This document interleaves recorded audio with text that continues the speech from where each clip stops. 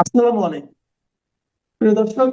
অন্য মঞ্চের আলাপ চাইতায় আপনাদের সকলকে আমন্ত্রণ জানাচ্ছি। আপনারা জানেন যে পশ্চিমবঙ্গের নির্বাচনে আমরা গৌতম লাহিড়ীর বিশ্লেষণ শোনার জন্য আছি। গৌতম লাহিড়ী 1 মিনিট সময় নিয়েছেন, তিনি তার জরুরি একটা কল রিসিভ করার জন্য।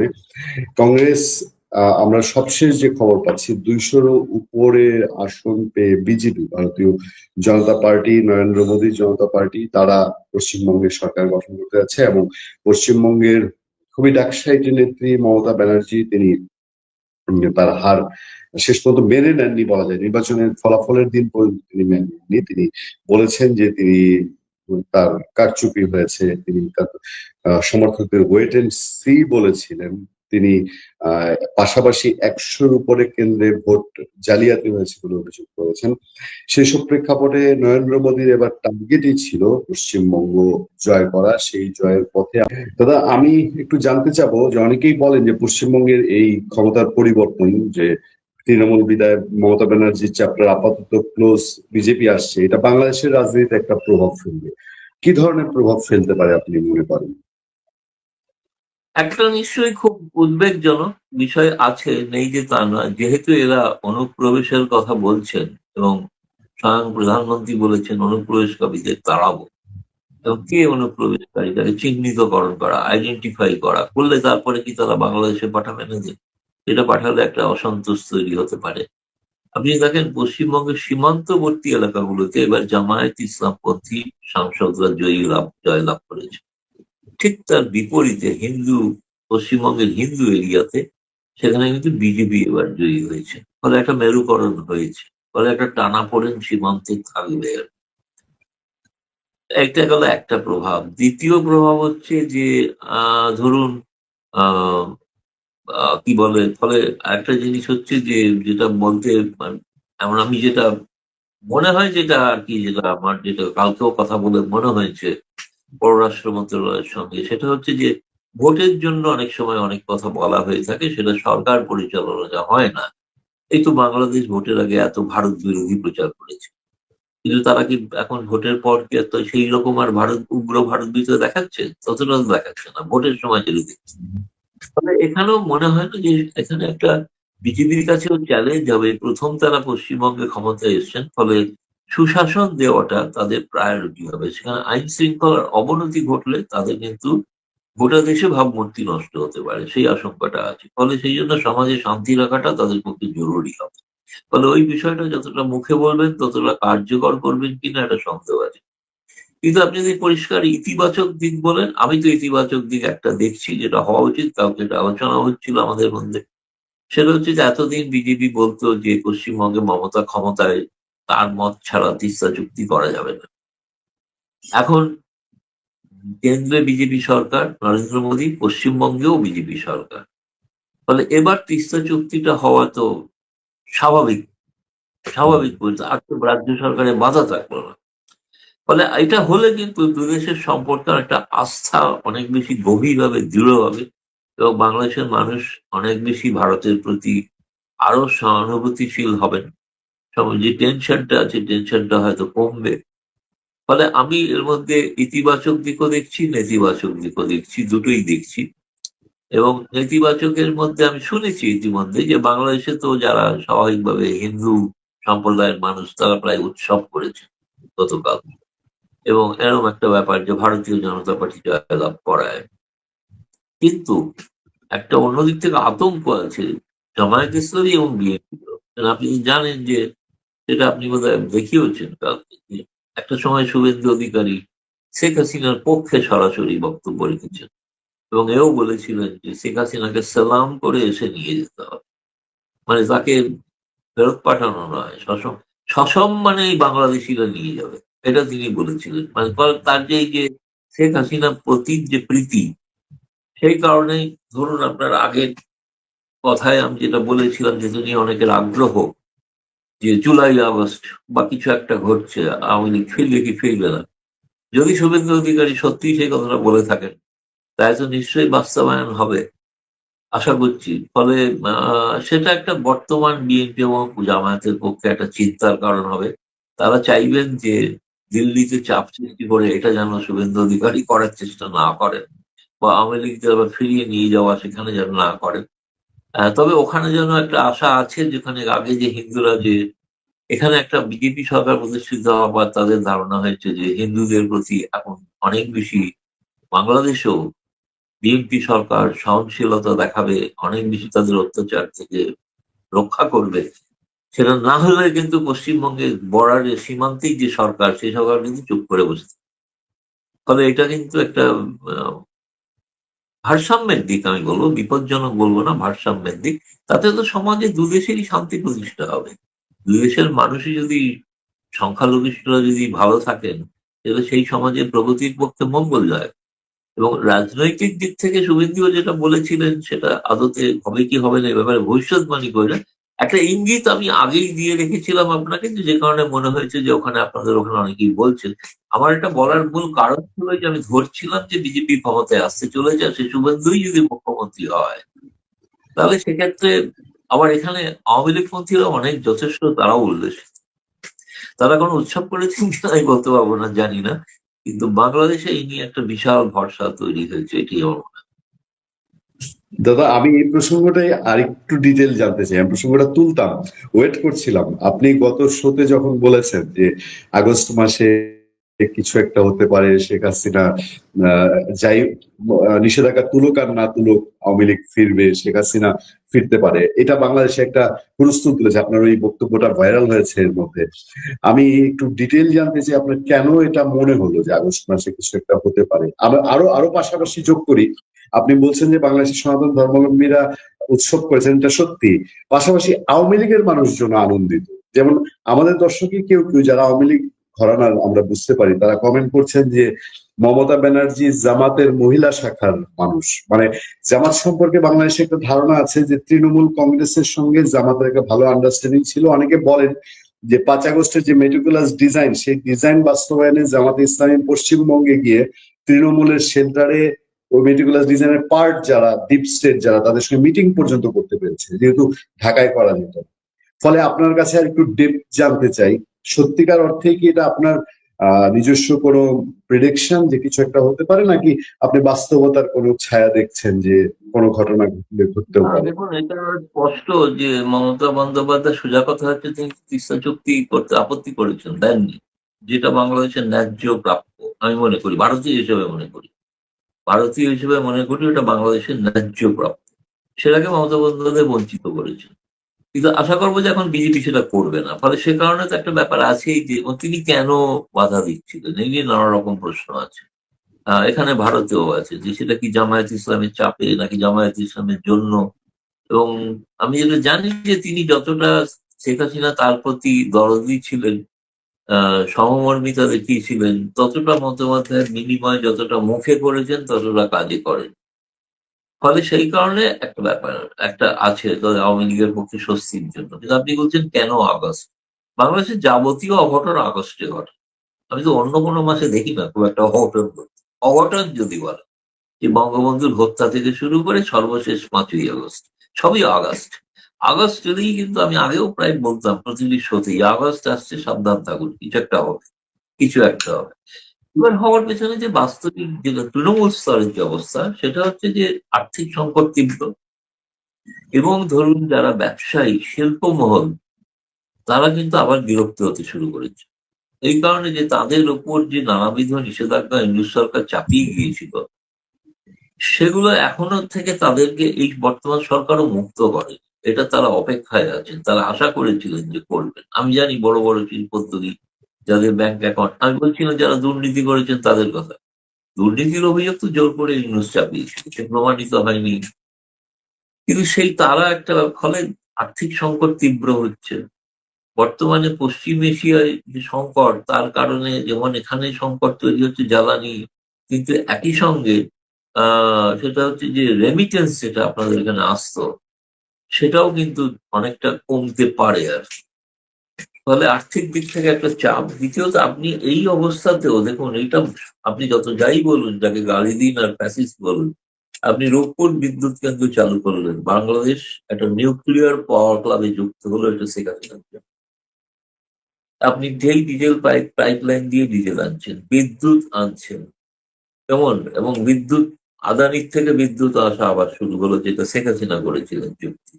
ফলে আজকে যে বাংলাদেশের অবস্থায় যে শেখ হাসিনার যে অবদান, আপনাদের ওখানে দীর্ঘ পেট্রোল পাম্পে লাইন, স্কুটাররা দাঁড়িয়ে আছে, অনেকে অফিস যাচ্ছেন, মেট্রো চেপেছে, মেট্রোটা তৈরি করা ছিল। আর যদি একে দিনে থাকতেন, মেট্রো সম্প্রসারিত হতে পারত। এই সরকার তো সম্প্রসারণের কোনো পরিকল্পনা নিতে পারছে। ফলে আমার কাছে মনে হচ্ছে কিনা মানুষের অসন্তোষ এবং শেখ হাসিনার প্রতি যদি বলেন যে তার প্রতি যে আকর্ষণটা, সেটা কিন্তু এবার সাধারণ তৃণমূল স্তরে বাড়ছে। অনেকে তো বলেন আজকে ভোট হলে যেমন ধরুন যদি আওয়ামী লীগকে অংশগ্রহণ করতে দেওয়া হয়, তাহলে পশ্চিমবঙ্গে যে ঘটনা ঘটেছে, বিজেপির ভূমিধস জয়, বাংলাদেশেও ভূমিধস জয় হবে আওয়ামী লীগের, বিএনপি জামায়াত থাকা সত্ত্বেও যদি তারাও আলোচনার পথে চিন্তা করেন। তো সেই কারণেই কিন্তু তারা আওয়ামী লীগকে জায়গা দিচ্ছেন না, জায়গা দেবেন না। এক্ষেত্রে বিএনপি জামায়াত যতই মুখে যাই বিরোধিতা করুন, আসলে এই একটি বিষয়ে তারা একমত, যে আওয়ামী লীগকে স্থান দেওয়া যাবে না। তাহলে আওয়ামী লীগ কি করবে? তাহলে আওয়ামী লীগকে যেটা করতে হবে, অবৈধ উপায়ে প্রবেশ করে আন্দোলন তৈরি করতে হবে, যেটা কিন্তু খুব সুখকর হবে না কোনো সমাজের পক্ষে। আমি এরকম একটা জিনিস মানে ভিজুয়ালাইজ করছি, যে একটি গণতান্ত্রিক আওয়ামী লীগ দলকে, যেটা গণতান্ত্রিক পথে যদি না যেতে হয়, তাহলে তারা অগণতান্ত্রিক পথে যেতে পারেন। তাদের তৃণমূল স্তরে কর্মীরা তৈরি হয়তো হচ্ছেন, নানাভাবে তৈরি হচ্ছে। এই নানাভাবে শব্দটার ব্যাখ্যা দেবো না, নানাভাবে তৈরি হচ্ছে। সেক্ষেত্রে অনেকটাই নির্ভর করবে বর্তমান সরকার, ভারত সরকারের সঙ্গে নিরাপত্তা সংক্রান্ত বিষয়ে। এখনো আমারও মনে হয়েছে, জানেন তো, যে এখনো কিন্তু একটা বিএনপি সরকার সম্পর্কে একটু ট্রাস্টের ডেফিসিট, যেকে বলা হয়, একটু অনাস্থার অভাব রয়ে গিয়েছে। অনেক কিছু স্বাভাবিক হচ্ছে না। যেমন আপনার সঙ্গে তো আলোচনা হয়েছে এই যে আপনার মেঘালয়তে যে যৌথ সামরিক মহড়া আছে, যে বাংলাদেশ সমর্থিত নয়, তো মানে বাংলাদেশকে বিশ্বাস করা যাচ্ছে না। দ্বিতীয়ত হচ্ছে, আপনি এটাও হয়তো জানেন যে পর্যটক, যেটা বাংলাদেশের সাংবাদিকরা যখন মিলিত হয়েছে আমাদের পররাষ্ট্র সচিবের সাথে, স্বাভাবিকভাবেই প্রশ্ন ছিল যে ভিসা কবে চালু হচ্ছে, মানে ট্যুরিস্ট ভিসা। ট্যুরিস্ট ভিসা বলেছেন যে ওয়ার্ক ইন প্রোগ্রেস, মানে এটা কাজ চলছে, কবে হবে বলতে পারেন। হ্যাঁ, মেডিকেল ভিসাটা হয়তো সংখ্যাটা বাড়তে পারে।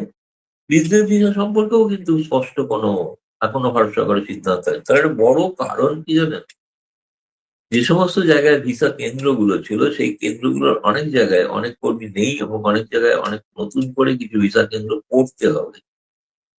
ক্ষতিগ্রস্ত হয়েছে কিছু বোধহয়। তো সেইগুলোর ব্যাপারে কিন্তু এখনো বাংলাদেশ সরকার কোনো সম্মতি দেয়নি যে এইখান থেকে আবার ভারতীয়দের জন্য ভিসা দেওয়া হোক, এই ভারতে যাওয়ার জন্য। দুই, যে সমস্ত পররাষ্ট্রমন্ত্রী এখানে এলেন, সেই পররাষ্ট্রমন্ত্রী আসার সময় যে কথা হলো যে যৌথ যে ব্যবস্থাপনা গুলো আছে, সেগুলোর বৈঠক শুরু হবে আশা করা হচ্ছে। হতে তো হবেই, যেমন গঙ্গা চুক্তি নিয়ে বৈঠকটা তো শুরু হতে হবে ইমিডিয়েটলি, নাহলে 26 সালের মধ্যে এই চুক্তি সই হতে হবে। কিন্তু আমাদের কাছে যেটা খবর, সেটা হচ্ছে বাংলাদেশ সরকার কিন্তু কোনোটাতেই এখনো কোনো ইতিবাচক সম্মতি দেয় যে এই আলোচনাটা শুরু করা হোক। এটা আমি জানি না হবে কি হবে না। গতকাল বিদায়ী হাই কমিশনার প্রণয় রমা পররাষ্ট্রমন্ত্রীর সঙ্গে সাক্ষাৎ করেছেন। আমার মনে হয় তিনি হয়তো আরেকবার স্মরণ করিয়েছেন যে কবে থেকে আমরা আলোচনাগুলো শুরু করতে পারি। সেই আলোচনাগুলো শুরু করার ক্ষেত্রে আমি জানি না তারেক রহমান সরকার অন্য কোনো চাপের মধ্যে আছে কিনা। ইতিমধ্যে মার্কিন প্রতিনিধিরা আসছেন, মার্কিনিরা আসছেন, আমেরিকার সঙ্গে বাংলাদেশের একটা সামরিক মহড়া হওয়ারও কথা আছে, ইত্যাদি নানা ধরনের চাপের কারণে যে বেশ একটা এই জিওপলিটিক্স এর ক্ষেত্রে একটা নতুন ধরনের একটা চিন্তা ভাবনা চলছে, যে কারণে সম্পর্কটা স্বাভাবিক হওয়ার কথা আমরা বলছি, চাইছি, কিন্তু সেটা কোথাও যেন একটা আটকে যাচ্ছে।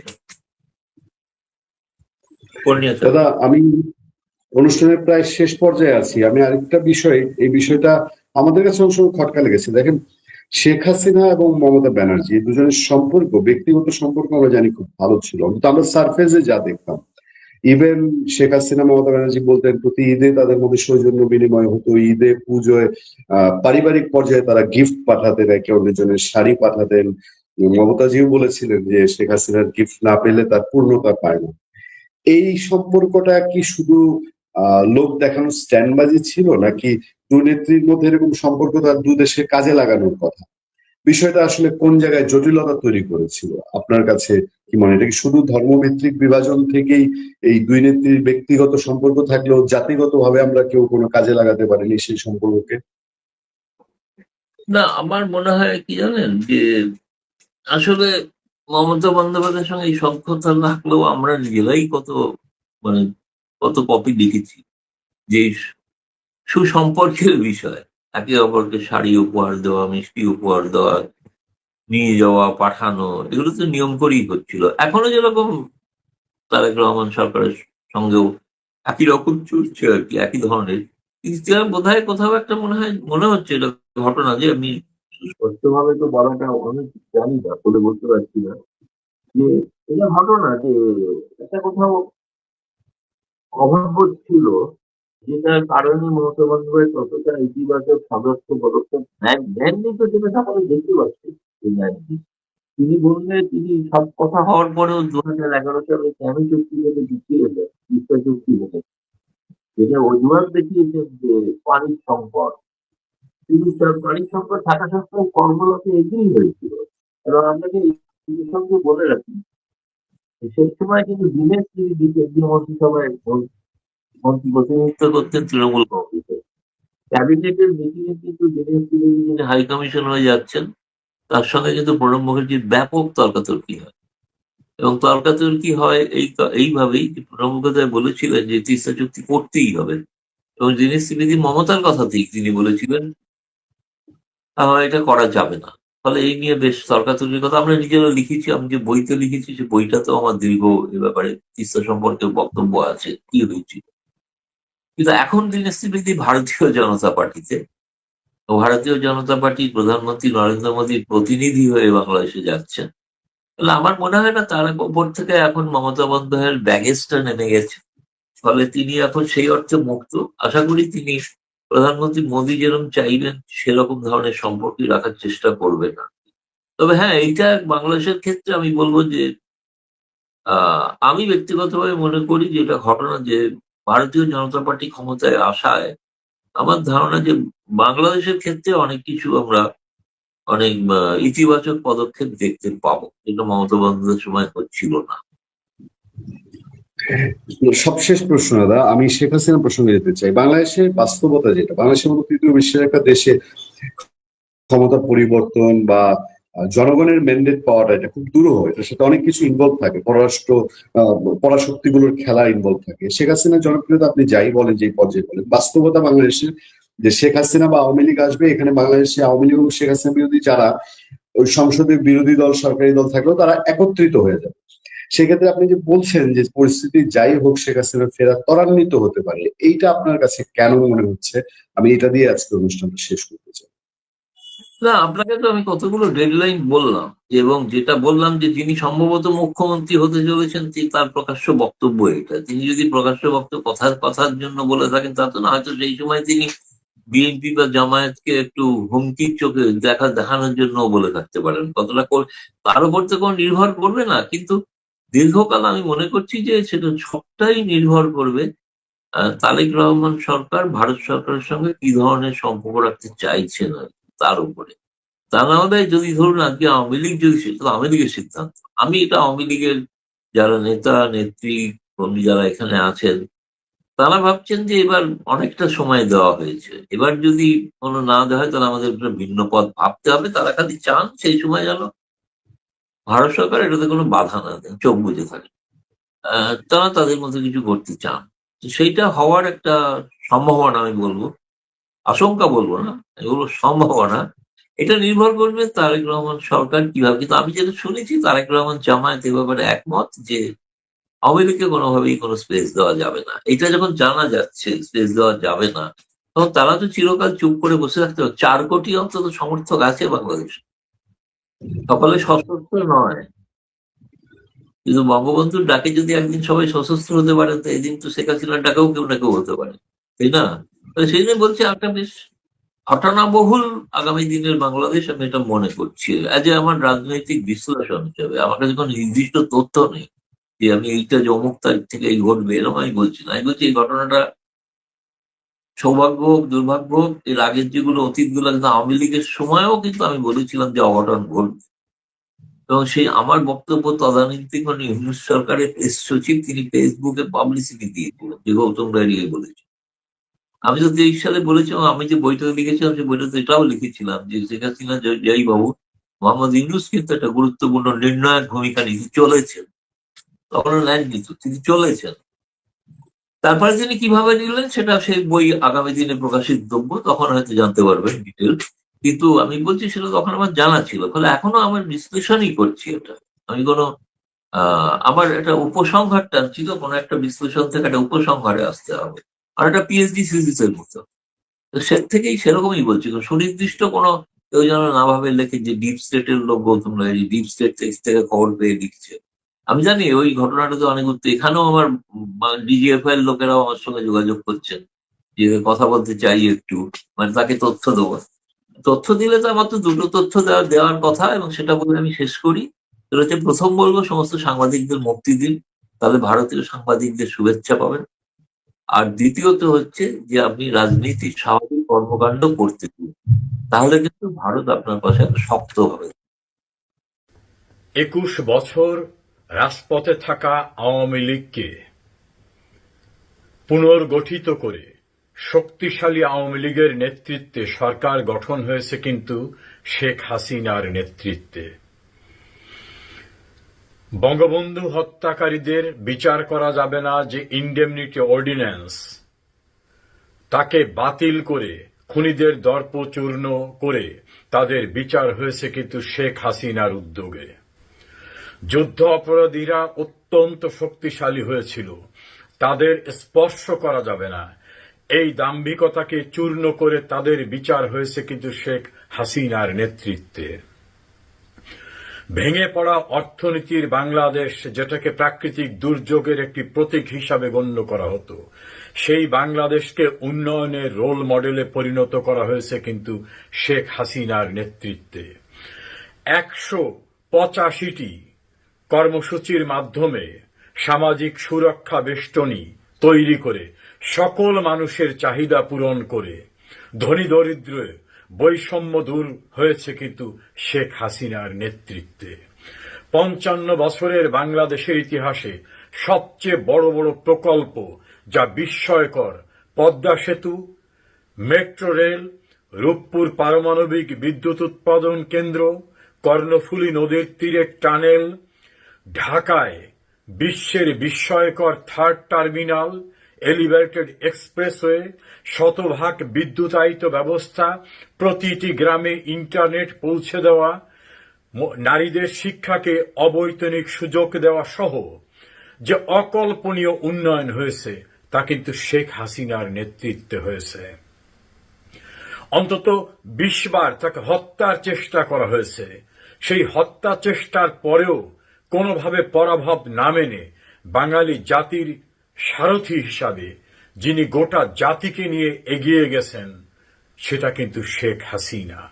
মনে রাখতে হবে, শেখ হাসিনাকে অন 11 সরকার রাজনীতি থেকে বিতাড়িত করার জন্য মিথ্যা বানোয়াট দুর্নীতির মামলা তৈরি করেছিল। সেই অসংখ্য মামলার প্রতিটিকে আইনি মোকাবেলা করে তিনি প্রমাণ করেছেন দুর্নীতির সঙ্গে তিনি সম্পৃক্ত না। সেটা কিন্তু শেখ হাসিনা। সকলকে একত্রিত করে মায়ের মমতা দিয়ে বাংলাদেশকে এগিয়ে নিয়ে যাওয়ার, মুক্তিযুদ্ধের শক্তিকে সম্মিলিত করার যে বিস্ময়কর দৃষ্টান্ত স্থাপন হয়েছে বাংলাদেশে, তা কিন্তু শেখ হাসিনার নেতৃত্বে হয়েছে। সেই শেখ হাসিনা এখনো আছেন। তিনি যেখানেই শারীরিকভাবে থাকুন না কেন, বাংলাদেশের মানুষের সঙ্গে তিনি সম্পৃক্ত রয়েছেন। প্রতিনিয়ত তিনি বিভিন্ন ফোরামে কথা বলছেন, কর্মীদের সুখ দুঃখ শুনছেন, অসহায় নিঃস্ব ক্ষতিগ্রস্ত পরিবারের সঙ্গে মত বিনিময় করছেন। অপরাপর যা কিছু করার দরকার তা সবকিছুই তিনি করতেছেন। ফলে আমাদের নেতা কর্মীদেরকে আমি অনুরোধ করব, মনে রাখবেন, আমাদের একজন অন্ধকার থেকে আলোকবর্তিকা হাতে নিয়ে অপ্রতিরোধ্য গতিতে এগিয়ে যাওয়ার, নেতৃত্ব দেওয়ার মানুষ আছেন, তিনি একজন শেখ হাসিনা। আত্মবিশ্বাস রাখুন, এই দুঃসময়, দুর্যোগে, প্রতিকূলতা মোকাবেলা করে তার নেতৃত্বে আমরা যে এগিয়ে যাব সেটা খুব দূরে না।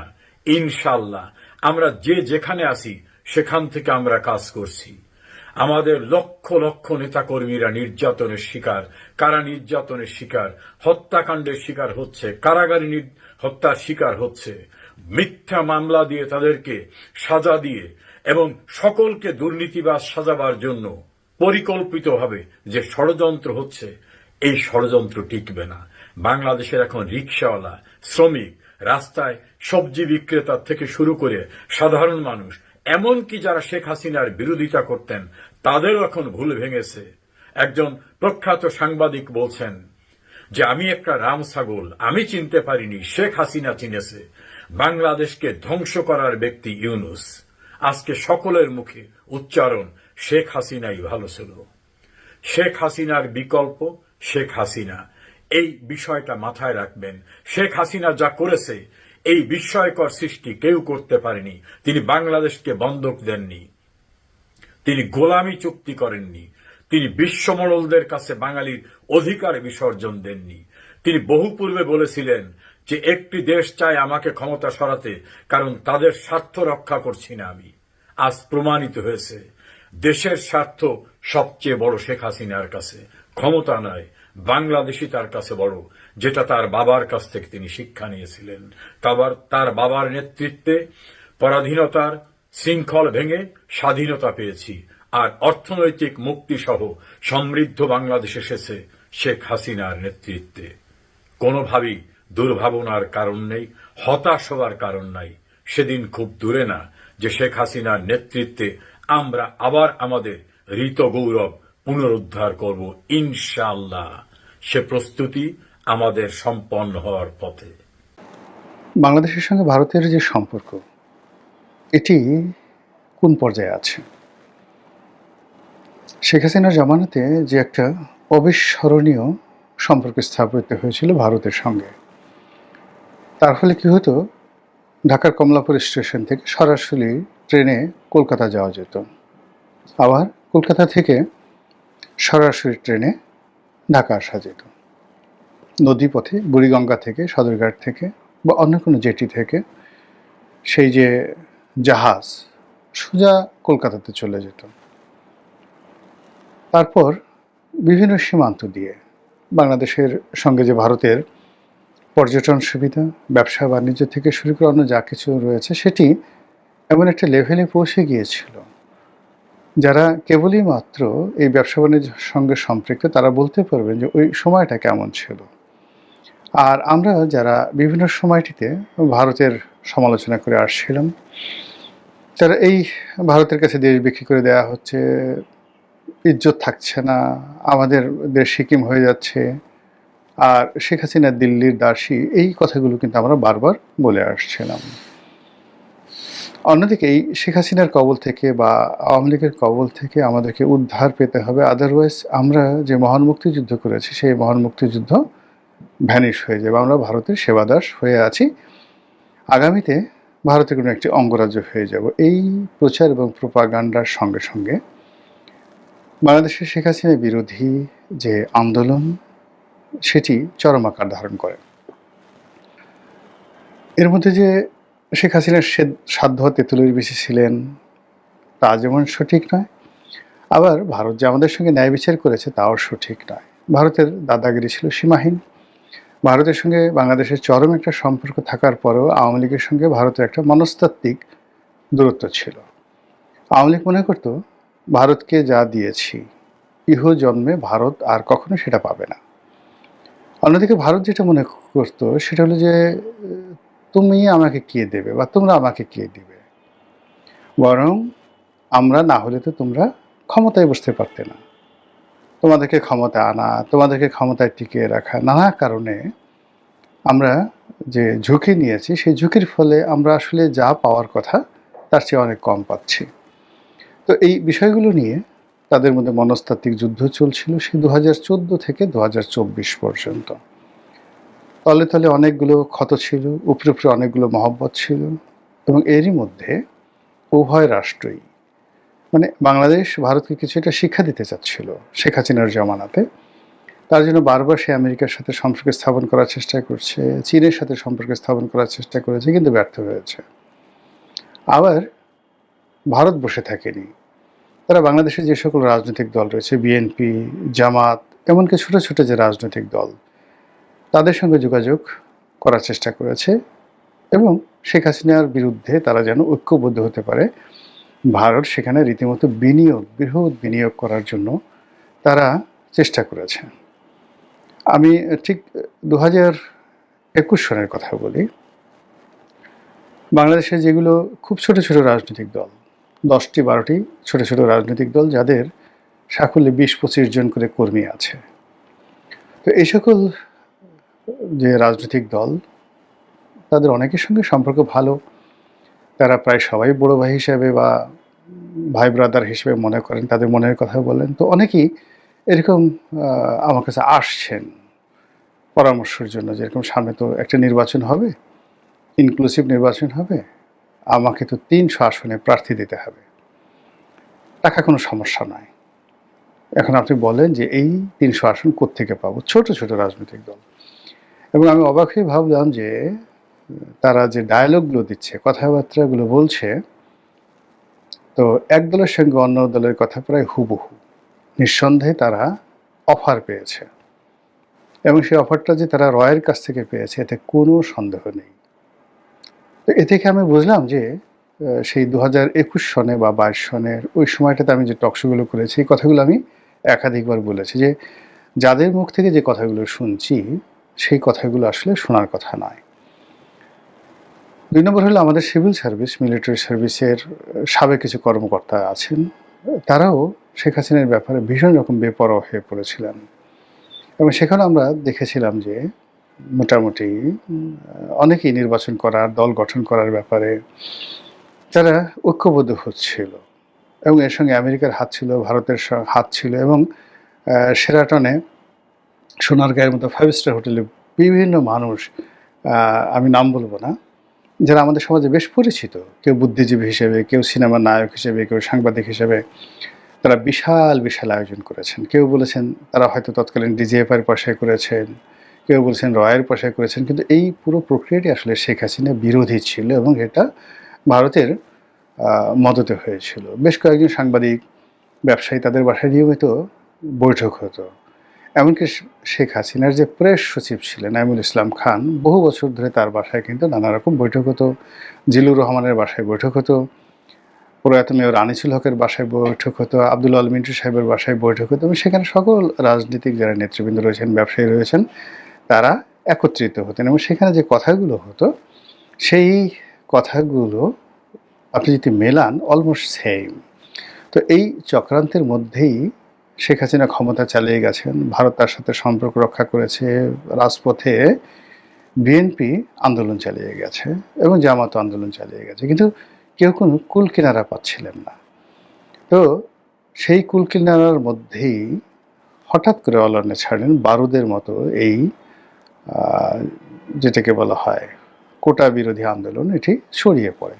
আন্দোলনের মাঠ উত্তপ্ত হয়েছিল এবং সেখানে যে রাজনৈতিক পট পরিবর্তন হয়, পট পরিবর্তনের প্রেক্ষাপটে ডক্টর মোহাম্মদ ইউনূসের সরকার গঠন, তারপর তার উপদেষ্টা মণ্ডলী গঠন, পরবর্তীতে তার অনেকগুলো সিদ্ধান্ত, আমাদের দেশ অশান্ত হয়ে যাওয়া এবং বাইরে থেকে বিভিন্ন ইউটিউবার যারা আছে তাদের উস্কানিতে একের পর এক মবে সারা দেশ উত্তাল হয়ে 18 মাসে মোটামুটি বাংলাদেশকে একটা মাচ্ছান্নয় অবস্থা করে ফেলেন ডক্টর মোহাম্মদ ইউনূস। এর ফলে আমেরিকা এবং ভারত তারা যে পরিকল্পনা করেছিল, যে মাস্টার প্ল্যান করেছিল এবং শেখ হাসিনাকে যেভাবে একটা শিক্ষা দিতে চেয়েছিল, এটি তাদের জন্য বুমেরাং হয়ে যায়। এখন যে কথাটি আপনারা সবাই জানেন যে জনাব তারেক রহমান সাহেবের সঙ্গে সেই ইলেকশনের অনেক আগের থেকেই দিল্লি একটা ভালো সম্পর্ক স্থাপন করতে চেয়েছে এবং সেই সম্পর্কটি এতটা মানে যাকে বলা হয় দৃঢ়তার সাথে তারা করতে চেয়েছে যে বেগম খালেদা জিয়ার শেষকৃত্যে অর্থাৎ জানাজাতে স্বয়ং ভারতের পররাষ্ট্রমন্ত্রী এস জয়শঙ্কর তিনি উপস্থিত হয়েছিলেন। এবং এস জয়শঙ্কর এই মুহূর্তে ভারতের অত্যন্ত গুরুত্বপূর্ণ একজন ব্যক্তি, দুজন ব্যক্তি জনাব নরেন্দ্র মোদীর কাছে খুবই গুরুত্বপূর্ণ। একজন এস জয়শঙ্কর আর একজন হলেন অজিত দোভাল। তো ডক্টর মোহাম্মদ ইউনূস জয়শঙ্কর এবং অজিত দোভালের সঙ্গে বৈঠক করার জন্য প্রাণান্ত চেষ্টা করেছেন। এমনকি তিনি যখন বাংলাদেশে এসেছেন, সংসদ ভবনে যখন জয়শঙ্কর বসেছিলেন তারেক রহমান সাহেবের সঙ্গে, তখন খলিলুর রহমান যিনি পররাষ্ট্র উপদেষ্টা এখন আছেন এবং ওই সময়টাতে নিরাপত্তা উপদেষ্টা ছিলেন, তার সঙ্গে অজিত দোভালের একটা সম্পর্ক ছিল এবং এখনও আছে।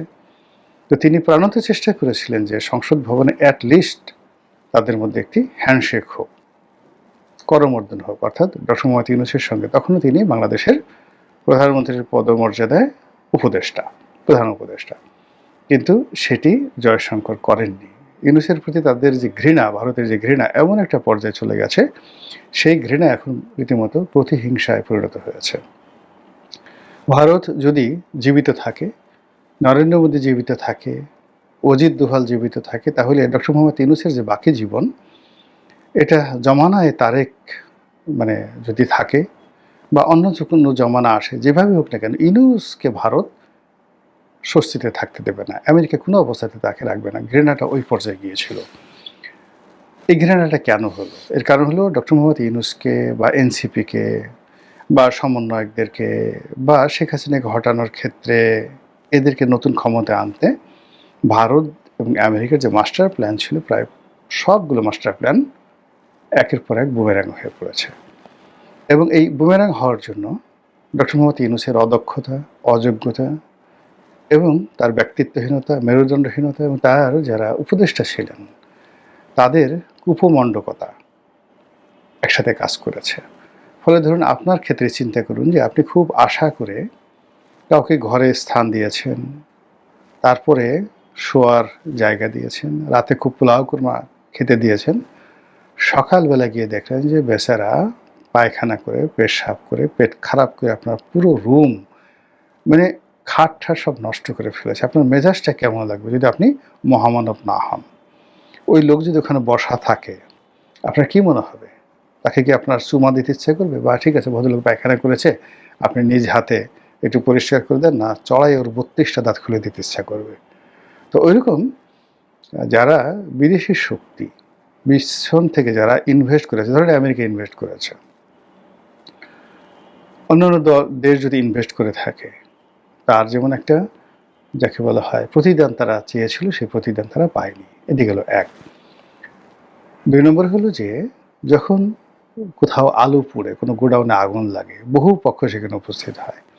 তো বাংলাদেশে শেখ হাসিনার অবর্তমানে প্রায় সবাই ঝাঁপিয়ে পড়েছে এই দেশ দখল করার জন্য, এই দেশ থেকে সুবিধা নেওয়ার জন্য। সেটা পাকিস্তান, চীন, আমেরিকা, ভারত, সবাই, এমনকি ইউরোপীয় ইউনিয়ন, সবাই এখানে, এমনকি ফ্রান্স, তারাও ঝাঁপিয়ে পড়েছে। কিন্তু এখানে ডক্টর মোহাম্মদ ইউনূসকে চাপে ফেলে যেভাবে একটা চুক্তির মধ্যে আমেরিকা তাকে জড়াতে পেরেছে, অন্য কেউ এখানে কিছু করতে পারেনি। সবাই এখানে আলু ভর্তা তো দূরের কথা, আলুর যে মানে চামড়া এটাও তারা পায়নি।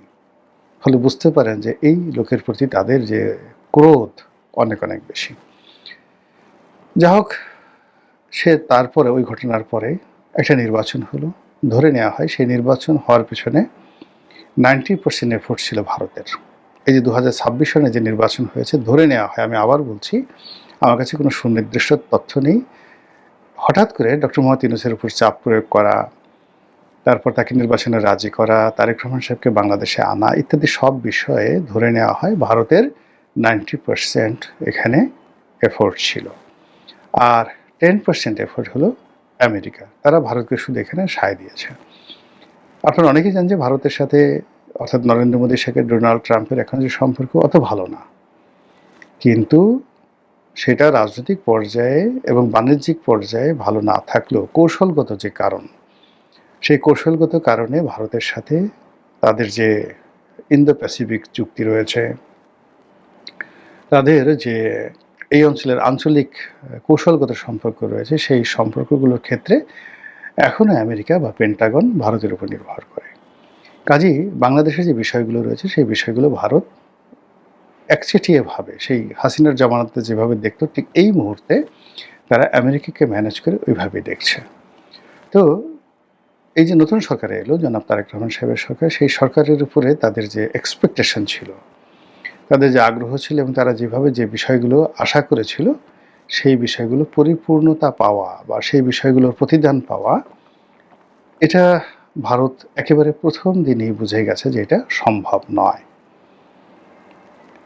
যে জনপ্রিয়তা, যে দক্ষতা বা যে দৃঢ়তা মোটামুটি দরকার ভারতকে একটা সুবিধা দেওয়ার জন্য, একটা করিডর দেওয়ার জন্য, ভারতের সঙ্গে কৃত যে চুক্তিগুলো রয়েছে, কিংবা এই গত 1.5 বছরে ভারতের যে ক্ষয়ক্ষতি হয়েছে বাংলাদেশের সঙ্গে সম্পর্ক না থাকার কারণে, এগুলো পুষিয়ে নেওয়ার জন্য বর্তমান সরকারের যে একটা কমিটমেন্ট থাকা দরকার, সেই কমিটমেন্টটি তারা দেখাতে পারছে না। তারা এলোমেলো, আনপ্রেডিক্টেবল, যেটি হাসনাত আবদুল্লাহ বলেছেন যে এই সরকারের অনেক সিদ্ধান্তে মনে হচ্ছে তারা মুড সুইং করছে, হঠাৎ করে পূর্ব দিকে যাচ্ছে, হঠাৎ করে পশ্চিম দিকে যাচ্ছে, সকালে এক কথা বিকেলে এক কথা, সকালে এক সিদ্ধান্ত বিকেলে এক সিদ্ধান্ত, এবং সবগুলোই মানে ছেলে ভুলানো গল্পের মতো অনেকগুলো ঘটনা ঘটছে। একবার দিল্লি থেকে মানে দিল্লিতে তারা পাঠালো লোকজন, আবার চীনে পাঠালো, এবং তিনি এখনো পর্যন্ত 2 মাস হয়ে গেলেন প্রধানমন্ত্রী হিসেবে কোনো দেশে যাওয়ার এখনো পর্যন্ত তিনি সিদ্ধান্ত নিতে পারেননি, বা কোনো দেশও তাকে ওইভাবে আমন্ত্রণ করেছে কিনা আমরা জানি না। সব মিলিয়ে অবস্থার দৃষ্টি মনে হচ্ছে যে এই সরকারের প্রতি তাদের যে বিশ্বাস এবং ভালোবাসা ছিল এটা ধীরে ধীরে ধীরে ধীরে স্তমিত হয়ে যাচ্ছে। আর অন্যদিকে শেখ হাসিনা বা আওয়ামী লীগ সম্পর্কে তাদের যে বিরাগ ছিল, ক্রোধ ছিল, অভিমান ছিল, সেই জায়গাগুলো ধীরে ধীরে ধীরে ধীরে কমে যাচ্ছে।